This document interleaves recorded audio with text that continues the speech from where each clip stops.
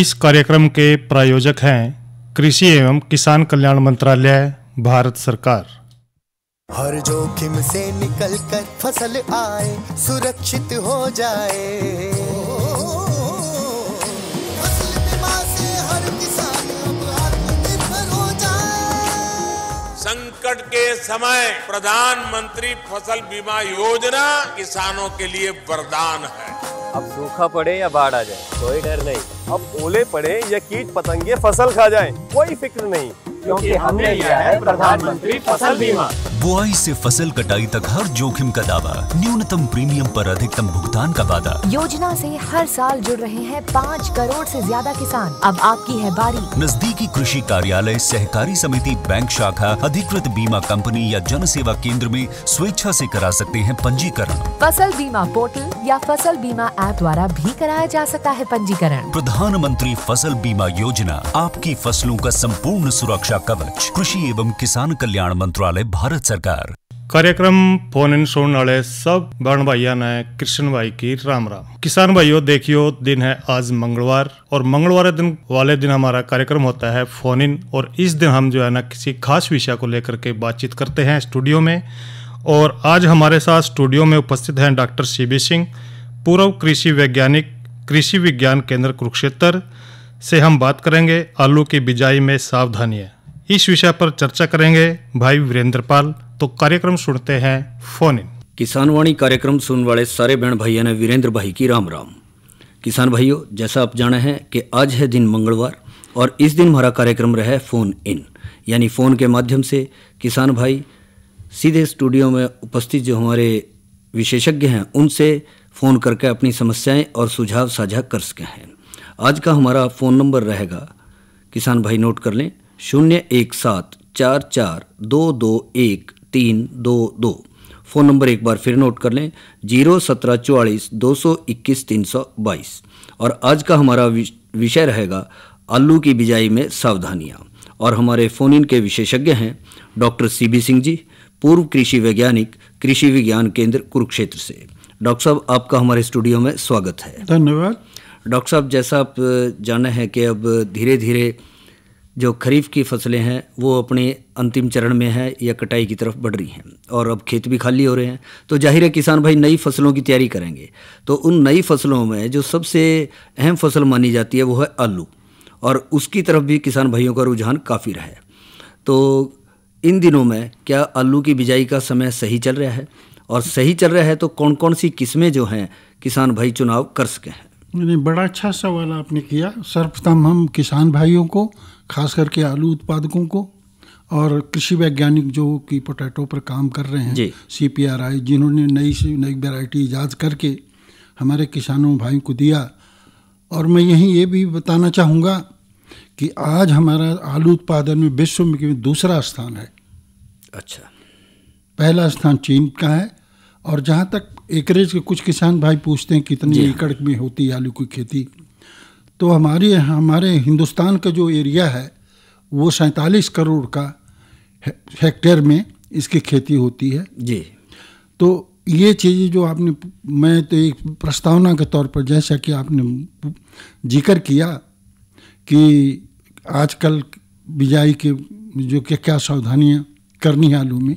Doctor साहब, चर्चा हमारी जारी रहेगी। हेलो। हेलो, राम राम जी। राम राम जी। आपका नाम? मुस्तकीम है जी। मुस्तकीम, हाँ जी हाँ। आप कहाँ से? गांव शामगढ़ जिला। शामगढ़ से, हाँ जी। अपना प्रश्न करें। हेलो। हाँ जी हाँ, मुस्तकीम जी अपना प्रश्न पूछें। डॉक्टर साहब बात नहीं। हाँ, डॉक्टर साहब से बात करवाएंगे आपकी। आप प्रश्न तो पूछें, डॉक्टर साहब सुन रहे हैं आपकी बात। बोलिए बोलिए बोलिए। हाँ, ये लो।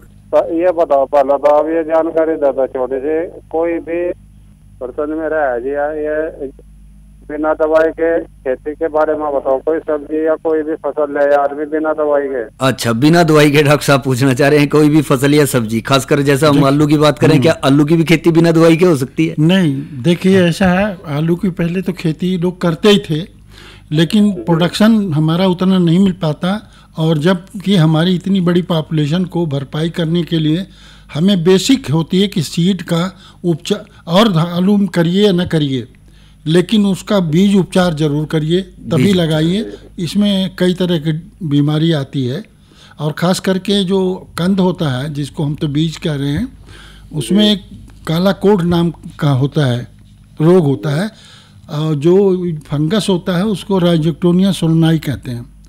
अब वो इतना नोटोरियस, कभी कभी आप आलू में देखे होंगे कि वो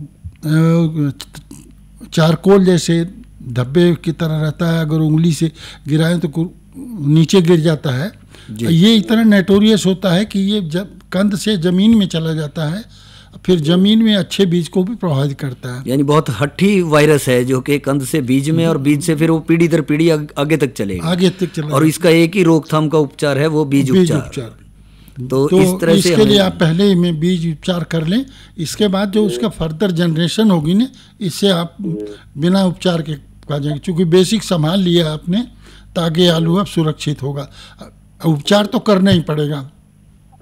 ठीक है, धन्यवाद डॉक्टर साहब। अच्छा, हाँ, तो डॉक्टर साहब अच्छा प्रश्न था कि बिना दवाई के भी क्या हम सब्जियां ले सकते हैं, जिसका आजकल ज़्यादा प्रचलन रहता है, या एक यूं कहें कि प्राकृतिक खेती के तौर पर देखा जाए तो खाद की बात है, कंपोस्ट वगैरह आ रही है कि उनका हम यहाँ पर वो कर सकें। हाँ, जो किसान भाई चुनाव करें उनका। बड़ा अच्छा आपने सवाल किया। बिजाई के जो अब इस समय हमारे अगेती पछेती मध्यम पछेती हम जो किस्म निकाली गई है, इस हिसाब से हमारे CPRI central potato research station जी शिमला से, तो इसके लिए जो आप थोड़ा सा अगेती वाली है, तो उसका तो हम सितंबर के महीने में 15 सितंबर से बिजाई कर सकते हैं जी। लेकिन जैसा कि प्रकृति का उल्टा पुल्टा हुआ, बारिश हो गई, किसान कर नहीं पाए, और कुछ लोगों ने किसान भाई लगा दिए तो उनका नुकसान ही हुआ। तो ऐसी स्थिति में जो हमारी किस्म के अगेती किस्म के बारे में जिक्र करता हूँ, तो उसके लिए हमारे है कुफरी अपना ख्याति, कुफरी ख्याति जी, कुफरी तो क्या आजकल के दिनों में, अब जैसा आपने बताया 15 सितंबर के बाद कर सकते हैं, तो आजकल के दिनों में कर सकते हैं कुफरी ख्याति की खेती? टेम्परेचर आ लिया तो इससे थोड़ा सा डाउन हो गया जी, कुफरी ख्याति कर लें।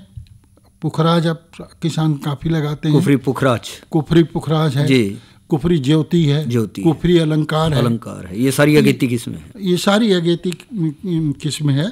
और एक बहुत पहले आती थी कुफरी सूर्या जी, ये भी हमारे यहाँ, जो हम उन्हीं की बात करते हैं जो हमारे यहाँ का हरियाणा में ये लगाते हैं किसान जी।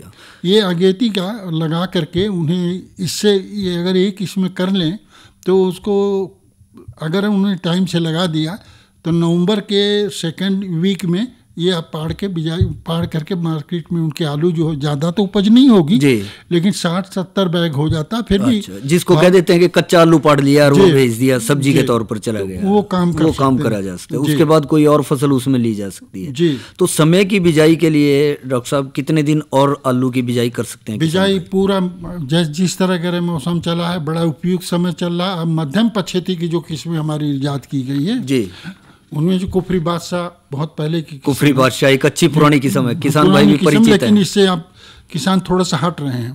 कुफरी जवाहर है जी, कुफरी सतलज है, और कुफरी लीमा जो अच्छा ये किस्म जो आपकी ये पोटैटो टेक्नोलॉजी सेंटर है आपका शामगढ़ जी हाँ, वो बिल्कुल नई किस्म है। कुफरी मोहन है, डॉक्टर साहब एक फोन है, चर्चा जारी रहेगी। हेलो हेलो हेलो, नमस्कार जी, आपका नाम? बलदेव सिंह सारसा जी। बलदेव सिंह जी सारसा से। बलदेव सिंह जी आपका स्वागत है, अपना प्रश्न पूछें। हाँ जी, आलू के बारे में पूछ रहे थे। हाँ जी, बोलिए क्या पूछना है आलू के बारे में? 2 किलो में कौन सी वैरायटी चल रही है आजकल? हाँ, कौन सी वैरायटी आज के दौर में अच्छी चल रही है जो 2 किले में लगा सके?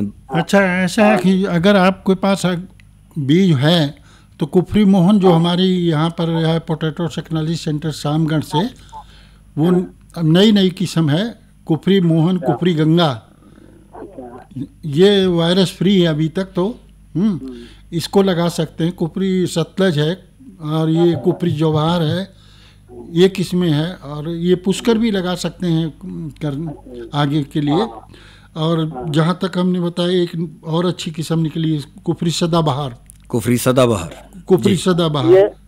जी। एक लाल खिमारिया जी, ये कैसे चला? कुफरी लालिमा, वो लाल कह रहे हैं, कुफरी लालिमा की बात सही कह रहे हैं। ये भी इस समय लगा सकते हैं।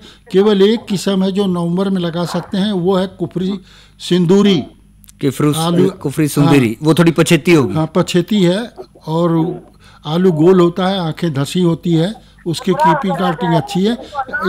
इसका टेस्ट हमारे बंगाल वगैरह में, बंगाल हुआ, बिहार में, उड़ीसा में काफ़ी प्रचलित है, हमारे यहाँ नहीं है। तो वो हमारी किस्में, ये किस्में जो है आप लगा कर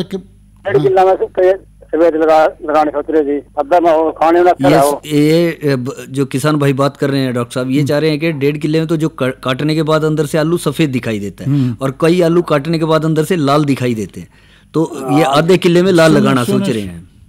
सुने ऐसा नहीं है कि जो इनका कहने काटने के बाद नहीं है लाल दिखाई देता है, कभी कभी हालो हार्ट हो जाता है जी। वो एक्सेस यूज आपका यूरिया जब ज्यादा करते हैं तब हो जाता है ग्रोथ है। चूंकि ऑल टुगेदर हम आलू का जो हम तना खाते हैं जी, क्लियर करना चाहता हूँ, जड़ नहीं खाते, तना है उसका, तना है। तो तना जब आप ऊपर से देते हैं, फोलिएज ले लेता है जी, और फिर बड़ी फास्ट ग्रोथिंग होती है, तो उसमें गैप बन जाता है जी, और ये नीचे से लाल नहीं होता, वो तो वैरायटी का कैरेक्टर है अपना अपना। तो अगर आप थोड़ी सी नाइट्रोजन की मात्रा कम कर देंगे तो इससे आपकी काफ़ी हद तक सुधार हो सकता है। मतलब कोई सा भी लगा सकते हैं, ये धारणा ना रखें कि लाल है तो अच्छा रहेगा, है सफ़ेद है तो वो रहेगा। नहीं, वो लगाने की लाल वाली की बात तो आपको ये देखना है, हमें मार्केट देखना है। अगर जो पहली बात तो कोई चीज़ लगाने के पहले आप ये देखें कि हमारे आलू को अगर हम मार्केट में आराम से उठ जाएगा कि नहीं, हम बेच सकेगा कि नहीं। अगर ऐसा आपने किया तब तो आपका कुछ फायदा होगा। धन्यवाद। तो डॉक्टर साहब आपने बहुत अच्छा बताया कि कोई भी किस्म जो है लगा सकते हैं, जैसे पुखराज है, कुफरी पुष्कर है, कुफरी सूर्य है, कुफरी सदाबहार है, लालिमा है, तो अपनी सुविधा के अनुसार किसान भाई जाहिर है उसका चुनाव करते हैं। अब बात आती है डॉक्टर साहब, बीज की मात्रा कितनी ले? बीज की मात्रा सीड के, अब यहीं पर कह रहे कंद की, ये आलू के बढ़वार के साइज पर डिपेंड करता है। अगर 100 ग्राम से नीचा है, 100 ग्राम से कम वजन है वजन आलू का जी, तो वो आपके करीब 13-14 कुंटल लग जाएगा। ठीक, 13 से 14 कुंटल एक एकड़ की बात करें, 1 एकड़ में जी। अगर आलू बड़ा है तो मैं ये कहता हूँ अगर 100 ग्राम से बड़ा है तो उसको काट करके लगाएगा। लेकिन ये ध्यान रखें कि जो भी काटें आलू, उसका उपचार बहुत करीब जरूर कर लें, कारण कि एक जो काटेंगे उसको तो अगर एक आलू में कोई फंगस होगा तो दूसरे में चला जाएगा। इसलिए इसके लिए दवा है इंडोफिलम 45, डाइथम 45, कोई भी जी, तो उससे ट्रीट करके तब लगाएं, उपचार करके उसको लगाएं, तब बेहतर रहेगा। डॉक्टर साहब हमारी चर्चा जारी रहेगी पर एक संदेश के बाद। किसान भाइयों राम राम। मौसम पूर्वानुमान एवं कृषि सलाह के साथ मैं हूं डॉक्टर ममता, मौसम विशेषज्ञ, कृषि विज्ञान केंद्र कुरुक्षेत्र। किसान भाइयों, कुरुक्षेत्र जिले का आज का अधिकतम तापमान 34.8 डिग्री सेल्सियस रहा, न्यूनतम तापमान 23.7 डिग्री सेल्सियस रहा। नमी की बात करें तो सुबह और शाम की सापेक्ष आर्द्रता 80 और 42% रही। हवा की रफ्तार 15 किलोमीटर प्रति घंटा रही। किसान भाइयों, अब हम बात करते हैं आने वाले मौसम के पूर्वानुमान की। तो 6 अक्टूबर तक मौसम परिवर्तनशील रहने, हवा की गति 10 से 20 किलोमीटर प्रति घंटा रहने, तापमान में हल्की बढ़ोतरी आने, बीच बीच में आंशिक बादल रहने के साथ किसान भाइयों इस दौरान 6 अक्टूबर को कुरुक्षेत्र जिले में कहीं कहीं बारिश होने का अनुमान लगाया जा रहा है। अब हम बात करते हैं मौसम पूर्वानुमान आधारित कृषि सलाह की। किसान भाइयों, पूर्वानुमान है कि अधिकतर जगहों पर बारिश हो सकती है, तो आप अपनी फसलों में छिड़काव रोक लें और साथ ही किसान भाइयों बुआई भी रोक लें। धन्यवाद। डॉक्टर साहब हम चर्चा कर रहे थे आलू की बिजाई पे और आलू के बीज उपचार के ऊपर हम बात कर रहे थे कि बीज उपचार करने के बाद ही आलू को बोएं, खास करके जो बड़े आलू हैं उनको काट कर बो रहे हैं, जो भी आलू काट के लगावें, उसका और उपचार जरूर कर लें। हाँ, वैसे छोटा आलू भी है तो उसको भी उपचार कर लें, जैसा बताया ना कि राइजोक्टोनिया सोन्नाई ब्लैक काला कोड है, काला कोड है, ये उससे भी नोटोरियस है। हाँ, बहुत हट्टी है। और आजकल हमें क्वालिटी प्रोडक्शन, हमने आलू पैदा बहुत कर लिया जी, लेकिन हमें चाहिए क्वालिटी का, गुणवत्ता का ध्यान देना है हमने, गुणवत्ता का ध्यान देना। तो इसके लिए उपचार करना बहुत जरूरी है। अगर उपचार करेंगे तो गुणवत्ता युक्त आपका आलू पैदा होगा और बाजार में भाव अच्छा मिलेगा। डॉक्टर साहब, जब आलू की बिजाई कर रहे हैं तो किसान भाई के सामने एक प्रश्न आता है कि खेत की तैयारी जो है कैसे करें, किन किन बातों का खास ध्यान रखें खेत की तैयारी, मिट्टी का चुनाव कैसा करें खासकर? क्या जो चिकनी मिट्टी के खेत हैं, डक्कर हैं, उनमें भी लगा सकते हैं आलू? लगा तो सकते हैं, जैसे 5 से 6 जो पीएच में ये जमीन पर कर सकते हैं, जैसा कि आपने डाकर जमीन में जी हाँ लगा तो सकते हैं, लेकिन जो उसका डेवलपमेंट होता है, ग्रोथ, उपज जो नहीं मिल पाएगी, वृद्धि अच्छी नहीं हो पाएगी। दूसरी बात, अगर खुदा न खास्ता बीच में पानी बरस गया तो हमारे आलू की सड़ने की संभावना शौक है कहने। अब आप देखें यहाँ पर शाहबाद बेल्ट है, आपका लाडवा बेल्ट है, जो आलू के एरिया है हमारा, रेतीली मिट्टी है, सारसा का है, तो जो जमुनानगर बेल्ट है, मोस्टली हमारे हरियाणा का जो है प्रोडक्शन अच्छा उसी में हो रहा है। तो जो डॉक्टर वाली बात है, लोग कर रहे हैं अपने खाने के लिए करेंगे, वैसा बेहतर उत्पादन नहीं ले पा रहे। दूसरी बात, वो जो सेब आप जैसे आपने लगा दिया कुफरी ख्याति जी, तो वो बाजार में अगर आप ख्याति कहेंगे, मैं देखता हूँ आड़ती भाई लोग कहते हैं नहीं ये ख्याति नहीं है, क्योंकि उसका डेवलप उस साइज से नहीं बन पाता, तो उनमें एक तरह से शख्स पैदा हो जाती है। जी हाँ। तो ये ध्यान रखें कि रेतीली मिट्टी बेहतर है, रेतीली में रहती है। और शाहबाद में कुछ डक्कर मैं देखता हूँ मिक्स सी होगी, जैसे मिक्स सी होगी जी, ये मारकंडा नदी के रेत डाल करके उसको बना रखा है, उसके बना रखे हैं जी हाँ जी। तो इसमें डॉक्टर साहब लाइन से लाइन का फासला कितना रखें? जहाँ तक डॉल की डॉल है, अब तो पोटैटो प्लांटर आ गए हैं, उसमें तो एक निश्चित मात्रा पे आप रख सकते हैं, दूरी पे रख सकते हैं जी। 60 सेंटीमीटर लाइन से लाइन, बल्कि अच्छी जो किस्म है 60 से 65 सेंटीमीटर जो है जी हाँ, यानी 2 फीट के लाइन से लाइन 20 का है, 20 से 20 की दूरी 20 सेंटीमीटर। और गहराई डॉक्टर साहब? गहराई वो पोटैटो प्लांटर अपने हो जाता है 3 से 4 इंच के नीचे, 3 से 4 इंच तक नीचे आ जाएगा, उसके ऊपर मिट्टी रहेगी। अब बात करें डॉक्टर साहब, जब हम खेत तैयार कर रहे हैं, आलू की बिजाई कर रहे हैं, तो इसमें खाद कौन कौन सा डालें? गोबर की गली सड़ी खाद बेहतर ज़्यादा रहेगी, या साथ साथ रासायनिक खादों का भी इस्तेमाल किया जाए? नहीं, बात तो सही कह रहे हैं। आजकल तो आप देख ही रहे हैं, डंगर की खाद की जो गोबर की खाद है, अच्छा हो, इससे बढ़िया कोई नहीं है कि अगर गोबर की खाद मिल जाए, या आपकी मुर्गी खाने की, पोल्ट्री फार्म की जो पोल्ट्री फार्म की है, ये कर सकते हैं। लेकिन जहाँ तक आप देखें, आपको पता होगा कि हमारे यहाँ खासकर कुरुक्षेत्र में इतना एक्सेस यूज कर रहे हैं रासायनिक खादों का। अब ये पालड़ू गांव है कुछ शाहबाद में, मैं आपको बताऊं 8-8 कट्टे DAP डालते हैं आलू के प्रति एकड़। और मैं बल्कि एक सेमिनार कोई कंपनी प्राइवेट की थी, उनको समझाया तो कहते हैं साहब 8 से तसल्ली तो नहीं होगी, 4 कर लें। अच्छा, हमने कहा भाई 4 कर लो। फिर हमने कहा 8 वाले से और 4 वाले में कुछ फर्क है? कहते नहीं, कुछ नहीं फर्क है, तुम फिर क्यों डाल रहे हो? वो वैसे ही खर्चा बढ़ा रहे हैं। तो 2 कट्टे हमारा बहुत है कि DAP डाल दें जी सर, और इसमें 1 कट्टा यूरिया डाल दें, और म्यूरेट ऑफ पोटाश जी 2 कट्टे 1 एकड़ में डाल दें।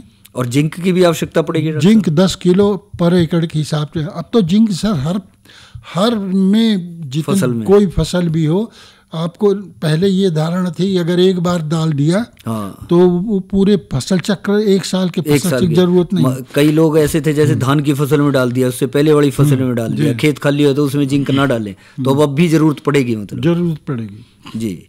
और इसके साथ साथ डॉक्टर साहब, जब हम इसकी बिजाई कर रहे हैं तो इसमें जो सिंचाई का हिसाब किताब कितना रखना चाहिए, कितने दिनों के अंतर पर जो है उसको जी? अब इन समय तक वीकली होना है, 1 हफ्ते के अंदर सिंचाई कर देनी है, हल्की सिंचाई कर देनी। ये नवंबर तक चलेगी, दिसंबर में एकदम से आपको 15 दिन के अंतर पकड़ देना है, 15 दिन, क्योंकि तापमान भी नीचे आ जाता है जी, और उस समय ओस काफ़ी पड़ने लगती है, नमी की मात्रा ज़्यादा हो जाती है।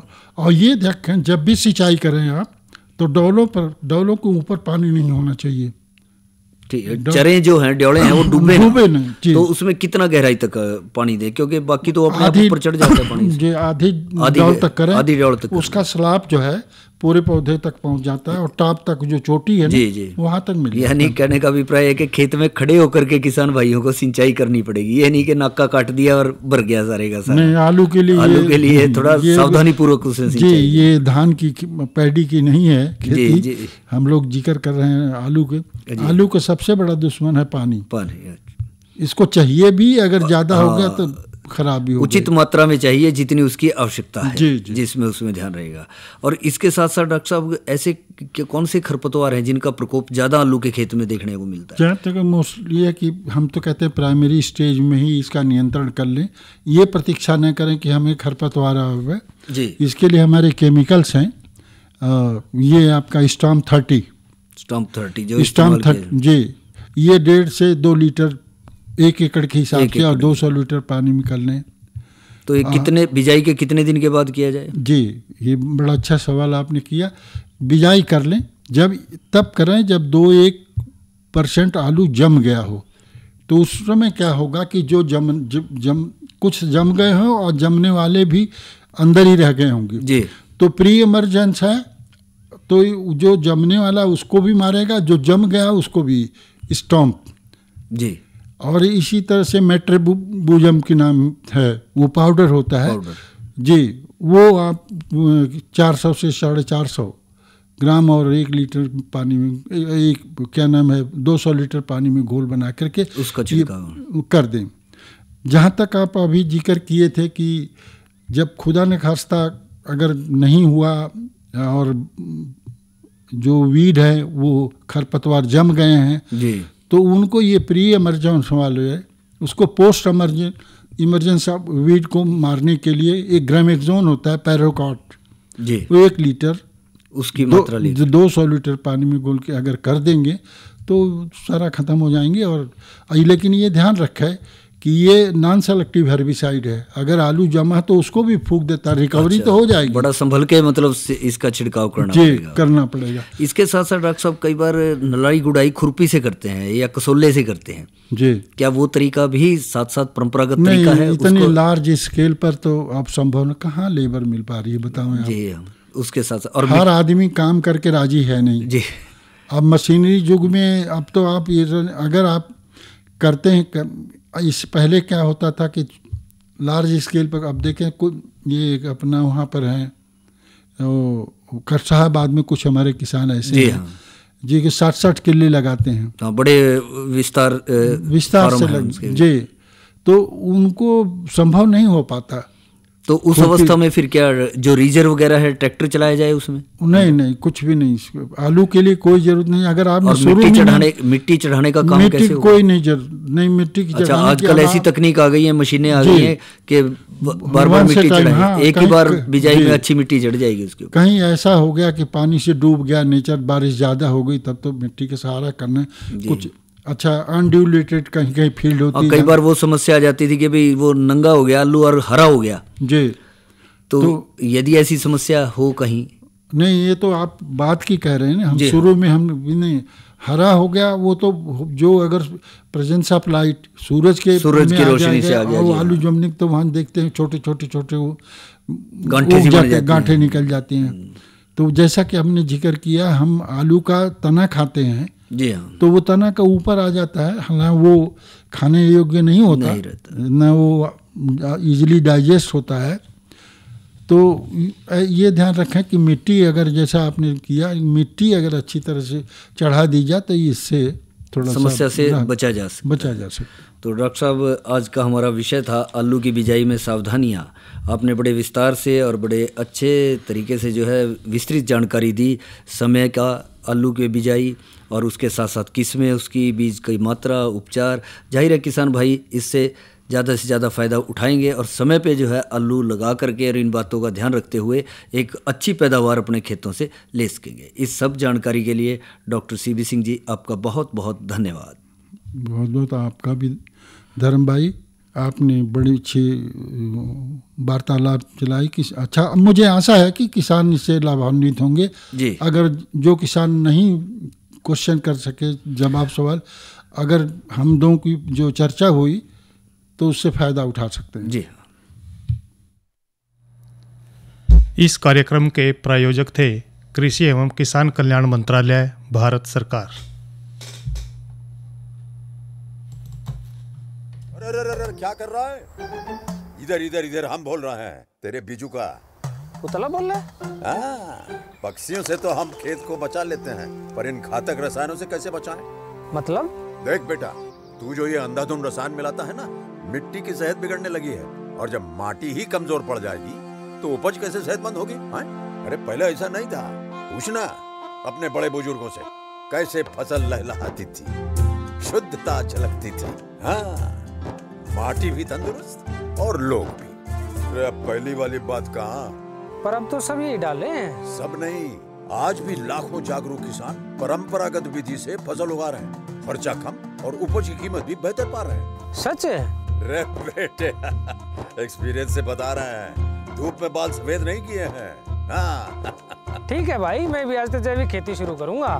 माटी से प्रेम की परंपरा है, परंपरागत खेती।